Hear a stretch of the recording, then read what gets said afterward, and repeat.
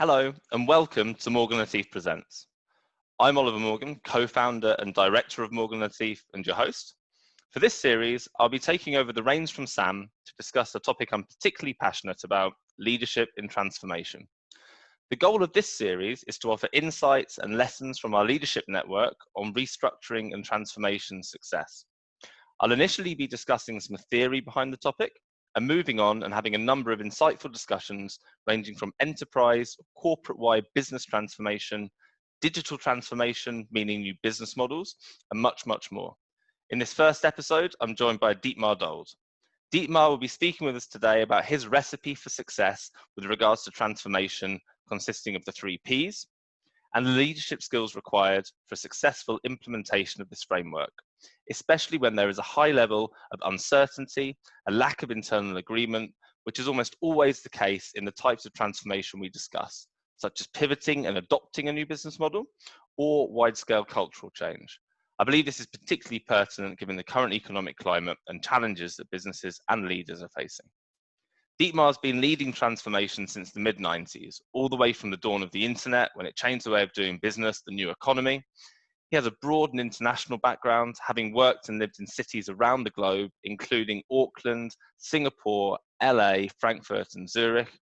Career-wise, he's a former Big Four managing consulting partner, Danaher executive, and acts as a C-level sparring partner and interim executive.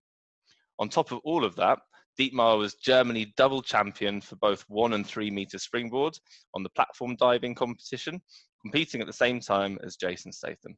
Let's get into it. Dietmar, thank you so much for joining us today. Really appreciate it. Before we get into the framework, can you just quickly tell us a little bit about who should be listening to this discussion, why they should watch, and what they should be taking away? Yeah, Oliver, first of all, thanks for having me. I thought your audience is mainly leadership. It's all about people. So what we do today, I want to present a framework which hopefully helps some leaders to lead it the right way, any kind of transformation, and probably talk about some soft skills that should be required. Perfect. That's going to be super valuable. Thank you for that. So what are we not going to be talking about? It's not about technology and let's say tools as such. So the framework is fine, but I will not show any specific tools today. It's not tool time. So really, the hype is about digital transformation. The hype is about companies need to change. We live in volatile times. Lots of changes happens on many. You might get disrupted. So it's more about really the leadership part and the people's part. Perfect. So you, without further ado, then you said to me you have the recipe for success that people should implement in order to lead a successful transformation. So I'm really looking forward to this. Can you share this with our viewers? That sounds a bit inflated, Oliver. I don't think it's the recipe for success. It's something that helped me definitely in the past, and I can highly recommend, try it out. If it works for you, then please go for it. Otherwise, if you just pick 1 or 2 points out of it that brings you forward, then already this video serves the purpose. So let me show you. I want to talk about 3 Ps today, which stands for purpose, process, and people, and let's dive into it. Thank you. Let's start with the purpose. We always should start with the purpose. Hopefully organization starts with a purpose behind it. And normally they focus on a clear target group, on customers. So the purpose should always be to deliver value to your customers. Sure, you have more interest companies, you have more stakeholders like your shareholders and so on, who also expect outcomes from you. But it's always about the purpose. And the main question, and for me, one of my favorite English words of all is why. Why do you do something?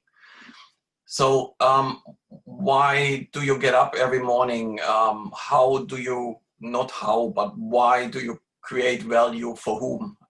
And that's the message. With it comes the right metrics. With it comes measure the right thing. And that's really important. Understood. Yeah, let's move on to the next P, which is the process. Process is the how. how you're going to do this. And this got lost in the past. It's quite a pity, you know.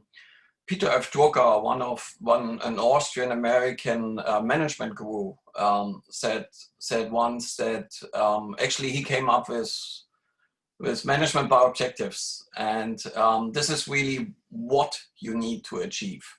And discussion about the how get lost. To give you an example, you can do a lot of windows dressing, it's called. So if you just need to achieve on a quarterly basis a good working capital, and I hope that your audience leadership would know what it is. So it's really the money you need to invest to keep your business running and how you finance it. So it consists of 3 parts. It consists of the DPO. This is the days payment outstanding, how long it takes until you pay your suppliers. So this is more or less not spending the money. It's days sales outstanding. It's about how you get the money in. And it's about what you need to run it in form of inventory. Normally these 3 factors make up the working capital. If you need to achieve a quarterly results, just to achieve the metric, you can stop paying your suppliers for 60 days, for 2 months, just before the end of the quarter, put some extra efforts, extra resources in to get the money in, and your DSO will drop.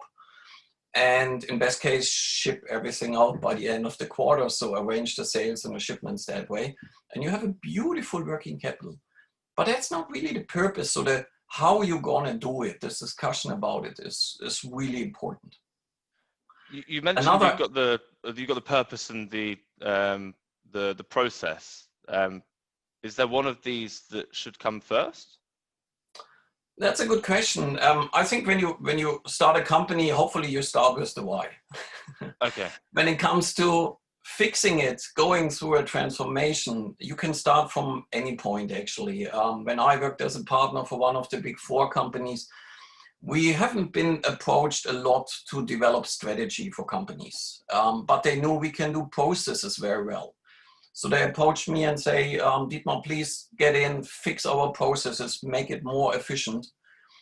And one of my first questions was always, okay, you have a lot of processes. Why do you do them? What's the outcome? What's the reason behind it? And suddenly the whole thing changed into a strategy assignment, because then we realized there are not enough answers on why people do things and why these processes are there. And with it comes what Peter F. Drucker said once, for example. Again, he said there's nothing more useless than doing things with high efficiency that shouldn't be done at all.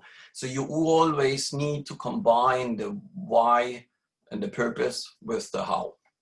Can you give an example of a good why, or at least a why to our viewers and listeners? A why is make, for example, the product available at a competitive price in a good quality that your customer wants. So anything that can be, I don't know, fulfill your needs in any way. It can be a lifestyle thing, it can be an image thing, it can be a product, it can be a service. So anything that makes hopefully life easier for someone who is willing to pay for it, you know, and then you have created value. So starting with the voice of the customer would be a good... exactly. That's one of the tools, for example. Yeah. I would love to talk about that one, but yeah, we don't. Maybe that's a different episode. Yeah. So we've talked about purpose and process. So we ready to move on to the 3rd P? Yeah, I think you will love the 3rd one. You know, that's your business. Let's talk about people. The 3rd perfect. P. Yeah, exactly. I mean, some will now say, probably to stop here for a moment, one will say, no, it is purpose, process, technology. I heard about these 3 points, you know. Technology, I see clearly in a process area. It's a thing to enable your business. It's something to make you more efficient, more sustainable in some form. We will talk about sustainability, but also to standardize more. And there's nowadays no transformation without technology. So it shouldn't be forgotten. But I didn't give it an extra pillow here because technology is easily to be blamed. Everything is about software and solution. And to be honest, that's not it. You know, start with the purpose, look into your processes, and now make the whole thing sustainable via people. because any transformation changes the way people work, or even your customers will be affected, or your suppliers. So when there is a transformation, people always ask first, what's in for me? It sounds very egocentric, but probably that's part of human nature. So if you can't give an answer to what does it mean to me, what's in for me, you will not get people on board, and this is really important. The other thing is, if they don't understand the purpose, they can never bring in their ideas. And this is so important, just connect the brains more or less. 1,000 people know more than one. It's still the top-down management has an idea, this is what it looks like. In best case, that's how we're gonna do it. So that's the how. And then they forget the people and they just expect that they do it, you know? And it's just not working. I got approached once again regarding process. It meant, Dietmar, please, let's reduce the month's end closure from 7 days to 2 days. So we started first asking why is there a 90-page document that nobody reads actually, or on page 47 and 72, you get out 2 numbers, you copy it in your Excel sheet, and this way you are sure if you're on track for your bonus, you know. Why don't we give them just the 2 numbers? Why do we produce 90 pages? Then the process behind it was quite large. And what has been forgotten so far is as well, why don't we explain to people why we do it? And how important it is to deliver on time in the right format and not just running after numbers all the time. How they help an organization to strive, to get an early insight into what's going on with the business, decide 1, 2, 3, 5 days earlier, and make a change to the business of everyone. So it's really important to get the people on board. How do you do that then? Is it just discussion with them, or what would you suggest for making sure the people understand and the people are involved and on board with you? I feel that it's leading in the right direction, what we discuss here. Exactly. At the heart of it, it's the dialogue and action. And this is nowadays so important. It's really all about, and it's not about a one-way communication, it's about a dialogue. And I put this on purpose in the heart of it. That's connecting the dots, and this is what's really necessary. It's surrounded by tools, and we said today we don't talk about tools, although they are really powerful ones, like the strategy deployment, Hoshin Kanri in Lean, or just policy deployment, call it Danaher, for example. It is really breaking down the why, the long-term objectives into yearly objectives, into actions, and put responsibilities behind it and explain the whole thing. That's a powerful tool, and it fosters the dialogue. So in developing these targets, there's a process called catch-ball. So you throw the idea down, the idea comes back up, and so on. And this way you come to a conclusion and to a way forward that everybody is on board. Again, here, the dialogue is in. And action is so important because we can talk a lot. We can have the best strategy, a nice way to go forward. We have everyone on board and nobody does anything. So that's not what we want. So dialogue and action is the engine of change and transformation. And is that a continuous thing? So it's not just like once you've understood your why and your how, and then you're talking to the people, it doesn't stop there. It's something that should be ongoing throughout the transformation process, in your view. Absolutely, absolutely. Things change so quickly nowadays. I have a really hard time having mandates and customers who expect from me the classical waterfall process, project management process, project plan. Because things change too often. You have to move towards an agile project management way. So work in 2-week scrums, really talk about what we can achieve in 2 weeks, what can we achieve in a month. And by then review it. Never forget where you want to go. This is important. That should get you out of the bed every day. But things change too quickly nowadays. And people go through a steep learning curve. So in 6 months, you probably don't want to have what you thought today would be good in 6 months. So yeah, exactly. You put it the right way. It's a continuous dialogue. And that must go on between all parties involved in an organization, with customers and suppliers in best case. Yeah, that's perfect. And you mentioned this this framework And there are a number of tools and frameworks out there, and I'm particularly interested as well in the aspect of this, the impact that leadership can have in a transformation. Yeah, I thought so. Let's talk about people. So what do people need? Kind of a skill set which is required for transformation. Is a classical project management education is enough? Is an autocratic leadership enough? Is a hierarchy way and a silo organization will live in most organizations? Is that the way forward during a transformation? Can that be successful? Let me show you here metrics and let me explain it first. So on the horizontal line, you see the word close to certainty and high uncertainty. As the wording says, it's when you as an organization, you don't really know what will happen to you. What does banking 2025 or 2030 look like? That's the high uncertainty area. You don't know what resources you would like in the future, what changes will come to you, how you will be impacted and disrupted by other parties completely coming in from a different industries. And then you have on the other aspect is close to certainty. You say, we want to change the ERP system from one to the other without naming anyone. And that's a clear scope. You have a timeline behind it. You calculate the costs. You go into the quality aspects and the timeline. So that's what we want to do. On a vertical, it's again about people. So you have people who disagree with you. It might be your shareholder, your customers, your suppliers, or even just internal within your management team. Especially in uncertain times, it's really hard to align people because it's not obvious. Or you come down to a close agreement. The management team decided, yes, we're going to change an ERP system. The shareholder said, yes, we see value in that. Please invest in that. And then you have your project scope. So then we are in the left down corner here, driving benefit realization, I call that. It's really the classical project management. Get it done, manage it tight, manage it well, manage it in budget, in quality, and in time.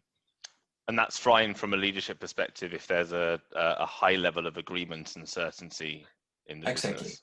I mean, a project has always a risk. I don't want to play down a project as such. There's always a bit of uncertainty, things you haven't done before. Otherwise, it wouldn't be a project by definition. But it's not that you apply classic project management skills and tools in an area of absolute high uncertainty. So if we move on along this axis, let me show you the next step. Let's go into number 2, selling. So we climb up the disagreement ladder. And here you see different skills. You know, you can have a technical project manager down in the left corner. But when it comes to really getting people on board to achieve alignment, you need mediation skills. You need to listen to everyone. You need to understand what they value, what are their worries, and so on. You need to enable them and facilitate it. They talk to each other. One is talking, the other one is listening. You repeat it, you understand it. There are lots of techniques to get into mediation. And selling. If you are a charismatic leader, if you're someone who gets people behind you quite easily, even if they disagree with each other, they find a common ground in you and they might follow you and see, okay, let's agree that whatever this guy is leading us, that's the right direction. If you have this charisma, I congratulate you. It's a fantastic thing. I was lucky to work with charismatic leaders, and there are not too many out there, which is a pity, but there are great charismatic leaders, and you believe them anything more or less, and you will do anything to help them as well. You lose a bit the focus on your customers, but if this leader really is in the best interest of the business and your customer, then you can't be wrong. So this is a special skill which goes beyond the classical project management skills. If you move towards high uncertainty, that's the classic business of consultant.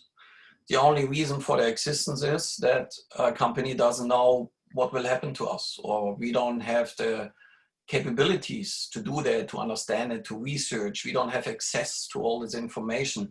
Consultants hopefully do. So when you ask for benchmarks, when you ask about what is banking 2025, 2030, hopefully you find someone who tells you what it is. And that brings you immediately down to a kind of a certainty where you say, okay, we understand it, they say so. So let's move towards it. What are the action points? These are the two fields who help you driving down towards the benefit realization. Understood. So if I've understood correctly, then the charismatic leader is fine in situations where there's a level of certainty, but you need some level of disagreement in the organization, and the consulting is when there's a high level of certainty, but there's a close to agreement. Is that right in terms of the leadership? Exactly. I mean, consultants can reunite people as well. It's not that black and white as it's shown on here. So if everyone believes in the same consultants, but I can tell you, you know, the reason why as a Big Four we had to pitch many times in the past is because there were four. And within a firm, you know, then the CFO prefers these guys and the CEO prefers that guys. And then it depends on personal relationship. It's a people business. So even if you get a mandate, it doesn't mean that there's an agreement already in the organization. It means you got a job and you got in your input. But then most companies still struggle to get everyone on board and put it into action. That's why many big strategy firms struggle, because they can develop a fantastic piece of paper, but hardly any of that get put into action in a way and become as successful as the business case normally shows. Yeah, you hear that a lot about the strategy consultants. They're really good with the strategic thinking, but when it comes to implementation, there's always a knowledge gap. But, yeah. So if I understood then, so you're saying that if there's a high level of uncertainty in the situation and a lack of agreement within the organization, then all of these skills combined still aren't enough for a successful transformation from a leadership perspective. Actually, all of the skills are definitely, I would say 80% what you need. The last 20 it's about co-creation. So you really need to be a people person. You need to have a lot of frameworks and understandings to facilitate, to co-create. And here comes a difference between the selling person, the charismatic leader, and the co-creator. The charismatic leader always needs followers to get it executed, and they do it maybe for him. The mediator gets in that they find a compromise and both say, yeah, okay, let's do it in some form. The co-creator, they get everyone in the room, they facilitate it, and they get the best ideas together. So at the end, the people get out and think, actually, that was my idea. Let's do this. This is my baby. I want to grow it. I want to really get into that. And on top of that, they would even say, what was this guy for? You know, he facilitated, but he didn't give us the answer. So it's far from being the expert. It's far from being the consultant who tells you exactly what it's like. It's kind of a humble way to say, actually, I don't know either what banking 25 looks like or 30. And let's get together in the boat. Let's discuss what are options, what are ways, what are scenarios, what do you believe? How can we test this? What hypothesis can we develop together, and then just go down the journey and get early indicators and see if we're on the right track and get people in the boat. So it's not a consulting, not a I know better thing. And it's also not I know exactly, just follow me thing. It is all about facilitating and connect as many brains as possible. People are really smart. They know their expertise. One thing I have to tell to you, because you know you are in recruitment, and what is the standard thing people approach you? They say, we want to have someone for the position who has done it before, who is exactly in the same industry, who had led the same amount of people and was responsible for the same budget, or even bigger or a bit less. So you get what you ask for. You always get what you always had. That's not leaving you through a transformation or a transition into a new future state. So you need to think outside the box. You need a facilitator who has the backbone to ask the question that nobody would ever ask in your industry. Don't get in an industry expert. Get someone who asks really stupid questions where you say, Nobody in our industry would ask that, because then you touch the hot potatoes. And these are the questions disruptors ask. They get in and say, there's a market, we see potential, let's look at how other companies do it. Let's do it different, because they all do it the same. We want to do it different. We come in with fresh eyes and a new perspective. And this is what you need to get in to go through a transformation. Yeah, absolutely. You see so many firms that try to fish from the same talent pool, and they only get the knowledge that they have. You've seen what's happening in the automotive industry, for example, where your competition is not always in the future going to be from the industry that you work in. Oh, yeah. And I truly believe as well that when I'm searching for leaders for my customers, that the best leaders don't have to come from the industry. So I'm completely agree with you there. Yeah, yeah. Probably let me add something to the word transformation. It's a bit inflated nowadays. You know, everything is a transformation. So I heard people saying, you know, we switch from one ERP system to the other. That's a transformation. It's not. Okay, you get different reports and you work in a different way, so you are impacted. And I mentioned that before, that you should look into the 3P, please, always. But it's not really a transformation. I mean, the hardcore, the classical transformation is either on the purpose side, if you change completely your business model, like Nokia is the classic one, who produced rubber boots and then suddenly more or less mobile phones. That's a huge change. Or you change your operating model, like Netflix. They were the classic online DVD distribution company, and then it's changed towards streaming. So they invested heavily into infrastructure and a completely different setup, how to do business.